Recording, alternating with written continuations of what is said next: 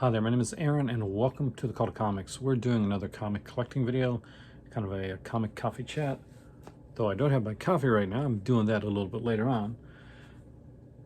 Now, what we're going to do later on, not tonight, but what I'm going to do in another video is we're going to talk about some modern day runs that I think everybody should at least check out and give you some suggestions on runs that that you might like in omnibus format. Things like Jason Aaron's Thor, Peter David's Incredible Hulk, but that's not what we're doing tonight.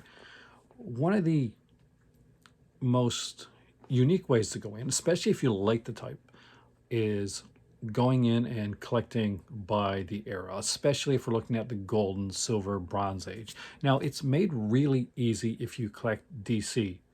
Extremely easy. Just hold on.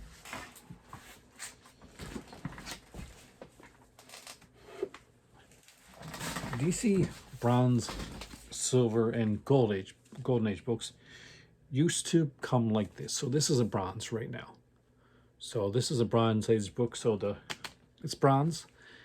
It's listed right here. That's the bronze age. You know exactly what it is. And in one of the rare cases, they actually have covers on the back. Now for the silver one, it will be silver.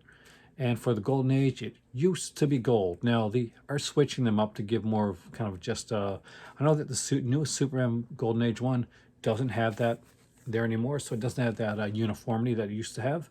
But if you're going in starting to collect like Golden Age, Silver Age, or Bronze Age, DC makes it really, really easy. This is my only bronze one that I have in my collection right now, and it is the Brave and the Bold Volume 3, which has some amazing work from Jim Aparo and many other artists that I really, really enjoy. But good thing now, if you're a Brave and the Bold collector, this collects all the Batman Brave and the Bold stories.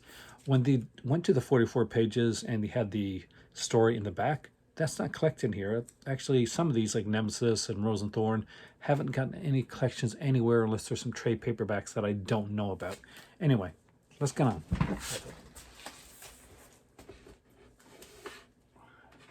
See, you can see right here that the Joker does not have a bronze on here, but you can still see that it says the Bronze Age right here. So still, again, making it really easy, and another time to show off my Joker omnibus I'm super proud of. Now before that, you could find some of these books around, Superman and Batman, and they would go usually from the 30s to the 70s with, random stories here and there, and you have essentials, showcases, that type of thing for Marvel and DC. But we're not getting into that tonight. We're looking at the omnibuses. So how about Marvel? What about if you're collecting the older Marvel stuff? The Golden, Silver, and Bronze Age. Well, the Golden Age is really the only one that you're going to look at and say, okay, I know it right out of the gate. And that's because they're marked. Now, some of the books that are done early in Marvel, well, Marvel wasn't called Marvel back in the day. They were actually called Timely Comics. So you'll see a bunch of them like Human Torch comics and old Captain America comics that were called, we're basically, the Joe Simon stuff that was called, basically got the Timely logo on it. So I don't have any of those to show you, but you can go online and check them out anytime.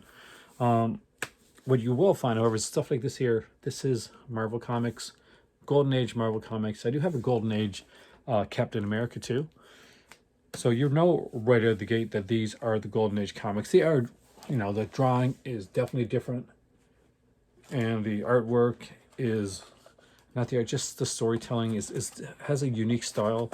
But I personally love it, but I understand that it's not something that's for everybody. Now, if you are going to get one of the Marvel ones, I do think that this Golden Age Marvel Comics one is a really good one to start with. And honestly, if not, Golden Age Captain America. It kind of reads like a horror comic. It really does. Now it's a little bit down there. I would take it out for you guys. Now, Silver Age, you got to do a bit more research with that. This is Amazing Spider-Man Omnibus Volume number 2.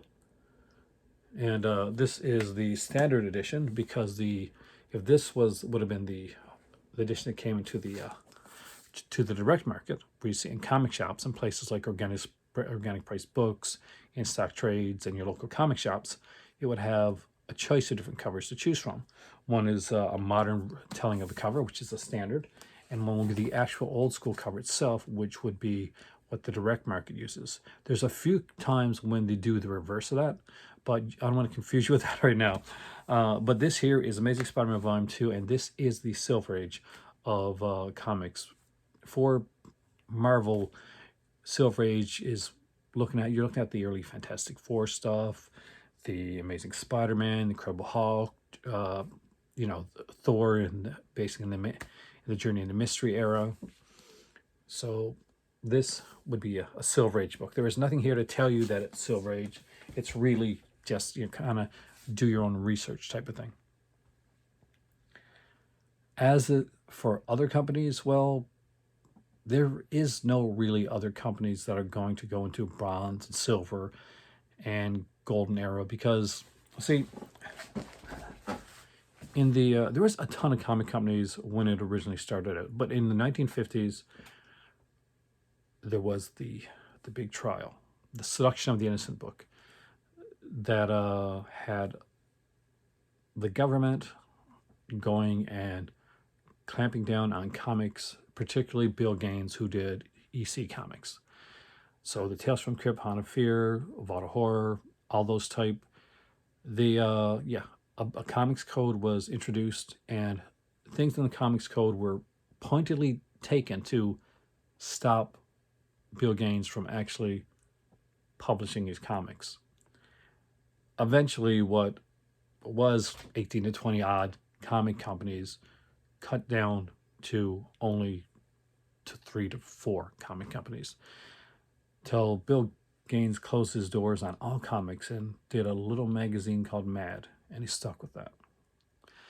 But as for the other companies, you had not a lot, and the ones that did stick around didn't stick around for very long, and usually got consolidated in with like Marvel or DC.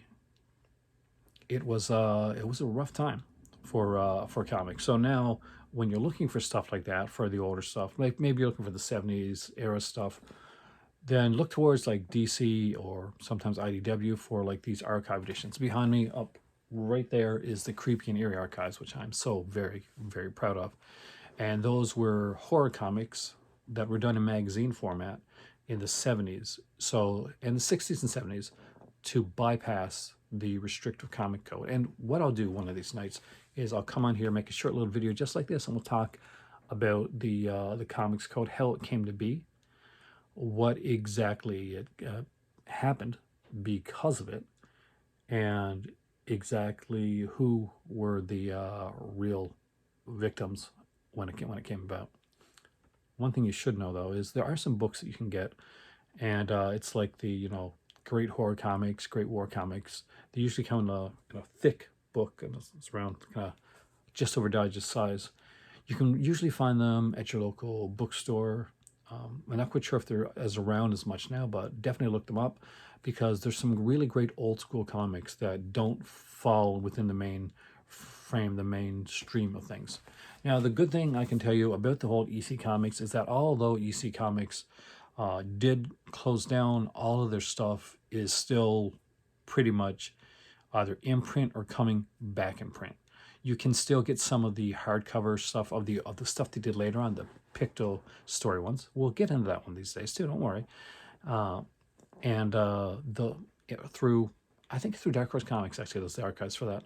And Dark Horse is now doing softcover editions for Tales from the Crypt, shock suspense stories.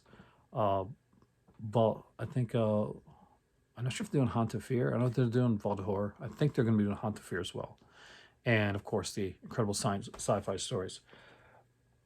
Neat little fact that will probably cross over into my video that I'm going to do on the censorship portion of it. The very last story that was in the EC Comics, basically the incredible sci-fi one that they did, the one that they ended up closing the doors after this, was a little science fiction story where this Earth astronaut in a helmet comes down to this planet, and he wants to help them out, give them, you know, basically, okay, I can help with your advance your civilization. But he soon realizes that this planet of robotic aliens are divided into, I think, like pink and blue aliens, and there's kind of a class, you know, war, color prejudice going on.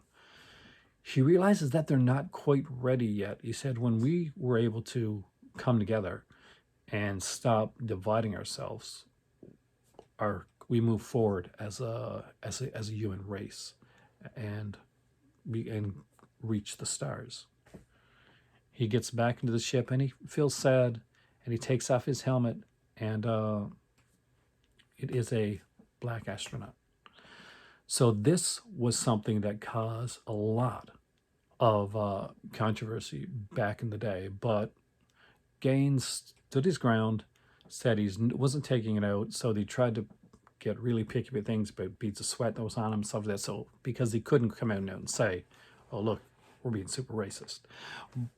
But yeah, we'll do a video on Bill Gaines one of these days, and the whole comics code, how it came about. It's an interesting story. But anyway, when you're looking for Bronze, Silver, and Gold Age, DC makes it pretty easy. You got to do a little bit more work when you're looking to see, okay, this is gold, this is silver, and this is bronze. And when it comes to the Marvel comics. And I'll give you my thoughts on where I think the modern age goes and what I call the Dark Age in another video. Anyway, my name is Aaron. I got to go get my drink because the kettle just boiled. I'm going to read a story, relax, and remember, in this book right here, in this amazing Spider-Man 2 omnibus, there are a lot of stories. There is only one of you. So be kind to yourself, be kind to others, trust me. It'll pay you back with karma. And I will see you soon, right here in the Call to Comics. Have a great evening.